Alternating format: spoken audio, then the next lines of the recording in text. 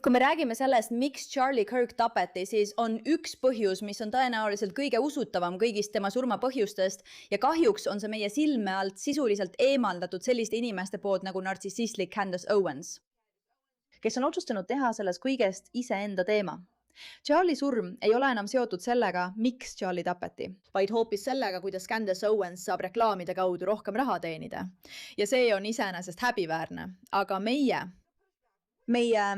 The Pushback ei unusta neid asju, mille eest Charlie Kirk seisis ning mäletame peamisi põhjuseid, miks inimesed teda vihkasid ja võib-olla soovisid, et ta kõrvaldataks. Ja alustame selle videoga, sest ma arvan, et see annab sellele kõige õiglasema käsitluse. Sa oled kristlane ja ma arvan, et minu mure on seotud islamofoogiaga. Kas sa oled moslem? Jah, olen küll. Milline on sinu arvates parim mudel moslemi riigi jaoks? Ma arvan Kas sulle meeldib, et sa ei pea end avalikult katma? Jah, ma arvan küll. Nii et sulle siis eriti islam ei meeldi, sest enamikus islami riikides peaksid sa avalikus kohas olema täielikult kaetud. See ei ole õiglane nii öelda. Sa ei saaks sõna otseses mõttes niimoodi riietuda Riadi tänavatel naisena. See on liiga provokatiivne, liiga palju paljast nahka. Sina naisena, sul ei ole sõnavabadust. Sa ei saa kandideerida avalikul ametikohale, sa ei saa omada kinnisvara. Islam on vastuolus lääne väärtustega. See ei sobi kokku lääne väärtustega ja meie läänes tegelikult arvame, et sul peaksid olema need õigused, mis sul praegu on. Rääkida ja näidata. Tead seda nahka, mida sa siin näitad ja tead elada õnnelikku elu. Sa oled kristlane. See on video, millel on miljoneid ja miljoneid vaatamisi. Aga mida inimesed kipuvad unustama, on see, et päevadel enne Charlie Kirki surma käis ta ringi ja rääkis just islami ohust. Jah. Ta rääkis sellest, kui kokkusobimatuse on läänega, ja see oligi üks peamisi sõnumeid, mida ta rõhutas vahetult enne, kui ta mõrvati. Ja ei, ma ei ole endise vandenõuteoreetik, aga ma arvan, et meil on kohustus vähemalt neid küsimusi esitada. Ja kui me ei kavatse neid küsimusi esitada, vähemalt meenutada neid asju, mille eest ta võitles ja mida ta püüdis lääne ühiskonnale meelde tuletada. Nii et vaatame seda videot, kus ta rääkis neist asjust vaid mõni päev enne tema mõrvamist. Tere tulemast saatesse The Pushback, mina olen Amir Ka, teie saatejuht. Meil on peagi tulemas väga põnev teadaanne, seega kindlasti vajutage tellimisnuppu, lülitage märguanded sisse, jabage, kommenteerige ja levitage info, et jääda meiega. Te olete nüüd osa liikumisest, mis seisab vastu nendele asjadele, mis püüavad hävitada meie lääne ühiskonda, mida me nii väga hindame. Meil on missioon ja me ei kavatse peatuda. Nii et tere tulemast. Meil on nii hea meel, et olete siin ja kui soovite meie saadet toetada, siis kirjutage meile aadressil info@amirak.com. Sõbrad, lähme nüüd edasi mõnede teemadega, millest Charlie Kirk rääkis vahetult enne oma mõrvamist. Kordan, 3 päeva enne tema tapmist. Vaatame seda videot. Vaimne lahing on jõudmas läände. Ja vaenlasteks on wokeism või marksism, mis ühendub islamismiga, et rünnata seda, mida me nimetame Ameerika eluviisiks. Ja Ameerika eluviis on väga lihtne. Ma tahan abielluda, osta kodu, saada lapsi, lubada neil rattaga sõita kuni päikeseloojanguni, saata nad heasse kooli, elada madala kuritegevusega naabruskonnas. Et minu last ei õpetataks koolis lesbide, geide ega transsooliste teemalist jama.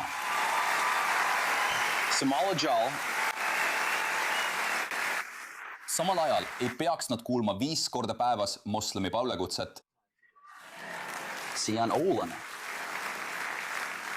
Meie tahame Ameerika eluviisi, mis on muide kristlik maailm. Kristlased, meie ohverdus, meie vaev, meie nägemus, pühakirjade tulemus andis. Ta räägib selles klipis sõna otseses mõttes asjast, millest me kogu aeg räägime, mitte ainult islami ohust, vaid ärganud marksistliku, sotsialistliku ohust, mis on ühinenud, et proovida hävitada lääne ühiskonda. Ja just seda ta väitiski olevat suurim ohu. Nüüd me teame, et inimene, kes tõenäoliselt ta tappis, on Tyler Robinson, kes tegi seda transsooliste õiguste nimel ärganud äärmusliku, marksistliku, hullumeelse ideoloogia vastu, mis püüab tekitada kaost. Aga need 2 asja on tulnud kokku käsikäes ja ta rääkis sellest avalikult. Peameele. See video on tehtud 3 päeva enne tema tapmist. Ja ometi pole see kuidagi peamine asi, millele inimesed tahavad keskenduda, sest loomulikult kui Candace Owens prooviks rünnata hullumeelseid marksiste ja radikaalseid islamiste, kaotaks ta mitte ainult enamuse oma hullumeelsest publikust, vaid ka kõik madala IQ-ga inimesed, kes on selle lõksu langenud. Ja ta ei suuda madala IQ-ga inimesi veenda. Ei, vabandust. Ta ei suuda kõrge IQ-ga inimesi oma kõhutundel põhinevat jama uskuma panna.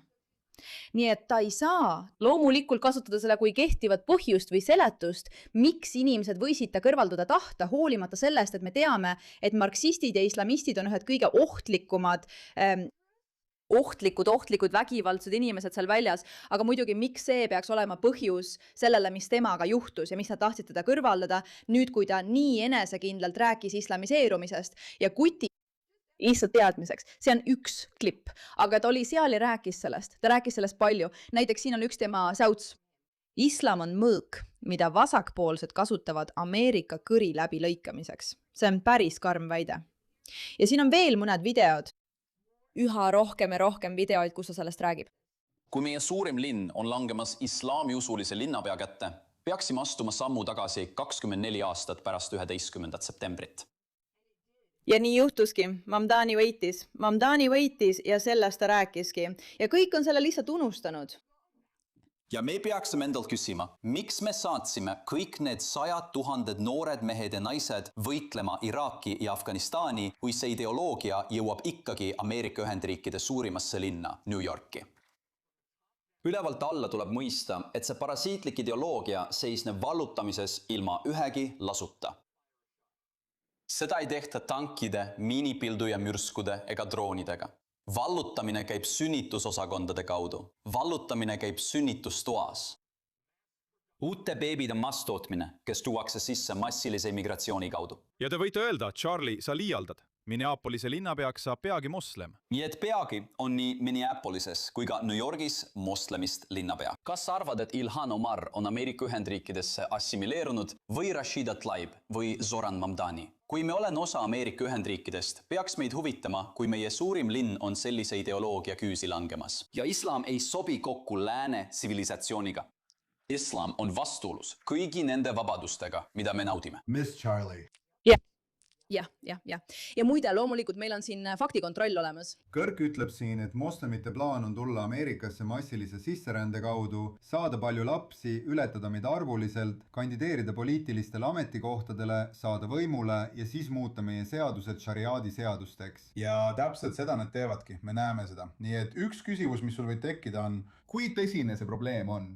Kui palju sünnitusi on valgetel peredel võrreldes moslemi peredega? Vaatame siis, kui palju sünnitusi on valgetel Ameerikas võrreldes moslemitega üle maailma. Sest moslemid üle maailma rändavad massiliselt Ameerikasse. Vaatame seda lähemalt. Tegelikult on see väga hirmutav. Ameerika Ühendriikides sünnib valgetel aastas umbes 8 miljonit last. Nüüd vaatame moslemite sünnitusi üle maailma. See on 13 miljonit. Nii et 2024 aastal on see 1,78 miljonit võrreldes 3 miljoniga aastas. Ma arvan, et no võiksime öelda, et Charlie ei eksinud.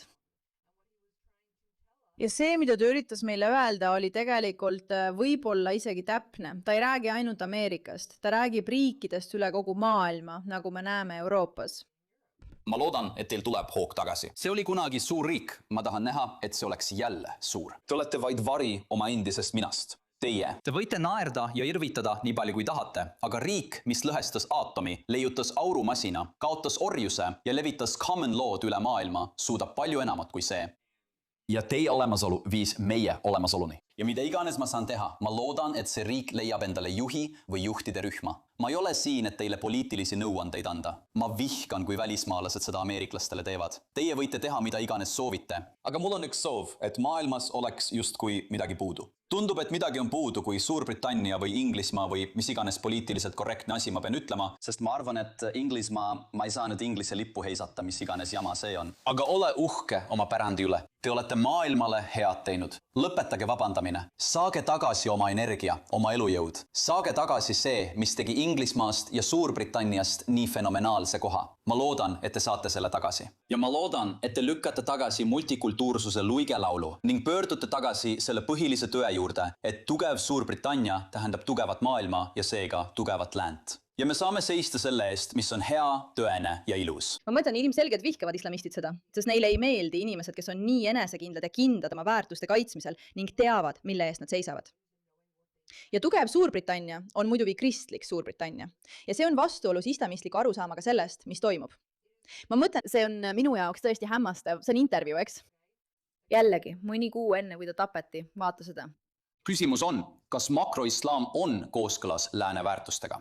Makro loomulikult ei ole. Selleks on 3 väga olulist põhjust. Islam ei usu sõnavabadusse, islam ei usu usuvabadusse ja islaam ei usu mošee ja riigi lahususse. Need 3 asja on läänele vastandlikud. Moslemi enamusega riigis Enamikes moslemi enamusega riikides ei tohi sa kritiseerida prohvet Muhamedi. Enamikes moslemi enamusega riikides ei ole sul samasugust tugevat usuvabaduse kaitset. Ja lõpuks, samal ajal, kui meie läänes oleme väga ettevaatlikud, et mitte segada religiooni ja riiki, neile on antud käsk minna riiki ja püüda muuta riiki islamiusulisemaks islami põhialuste järgi. Ja viimane asi, mida ma ütlen on, ma ei näe ühtegi lääneriiki, mis oleks muutunud islamlikumaks ja oleks muutunud paremaks elukohaks, õnnelikumaks või vabamaks. Millise mõõdiku järgi? Lihtsalt õnnelikkus, elukvaliteet. kõik alates elukvaliteedist, kultuurilisest sidususest, sellest, kas inimesed tahavad seal elada, kõigest sellest. Ma mõtlen enne kohalike sündimuse määra. Jällegi, inimesed, kes seda vaatavad, küsivad, kas sinu kriitika on suunatud religiooni enda, mitte moslemi inimeste vastu. On olemas briti äärmuslased, kes on siin sündinud. Ma tean, et teie peate, sest olete britid ja nii edasi. Kultuur lakkab eksisteerimast, kui pole ühtset keelt. Kui sul ei ole, kui sa ei saa oma naabriga rääkida, ma ei eita, et on häid üksikuid moslemeid. Küsimus, millega me läänes peame arvestama on, kas muhammedlus on kooskõlas Blackstone'i õpetustega? Kas see sobib kokku Wilberforce'i pärandiga ja kõik need suured mõtlejad, kes on sellest riigist pärit? Ja ma ütlen, ei, sellel on põhjus, miks. Kui sa lähed nendesse islamiriikidesse, siis sa ei näe seal õigust ja võrdset kaitset. Seal ei usuta inimeste üldisesse võrdsusesse ega samadesse asjadesse, millesse meie läänes usume. Ja ma arvan, et on enesetapjalik importida miljoneid neist. Jah, John, mul on sellele lihtsalt vastupidine seisukoht. Minu arvates pole see enamasti isegi mitte multikultuurne. Sest mõni kuu tagasi oli üks näide ühest koolist. Vot, just. Okei, me võime sellesse süvitsi minna. Ta rääkis sellest avalikult, jagas oma arvamusi, meenutades inimestele, et nad peavad jääma tugevaks ja kaitsma neid asju, mille eest nad seisavad, aga ka suutma tuvastada, mis võib olla ohuks. Ja muidugi, et on olemas ka üksikud toredad inimesed. Keegi ei eita seda, keegi ei arva nii, aga kui vaadata neid ideoloogiaid, siis need ei toimi ja see on ühiskonnale ohtlik. Ja ma lihtsalt mõtlen endamisi, kes on need võimukandjad, kes selle otsustasid. Seda ei tohiks esitada ühe põhjusena ega selgitusena, miks Charlie Kirk tapeti sõna otseses mõttes miljonite inimeste silma all kogu maailma ees. Miks see ei olnud peamine fookus? Ma mõtlen sellele, võib-olla just seda nad tegelikult kartsidki. Aitäh, et sellele teemale tähelepanu pöörasite.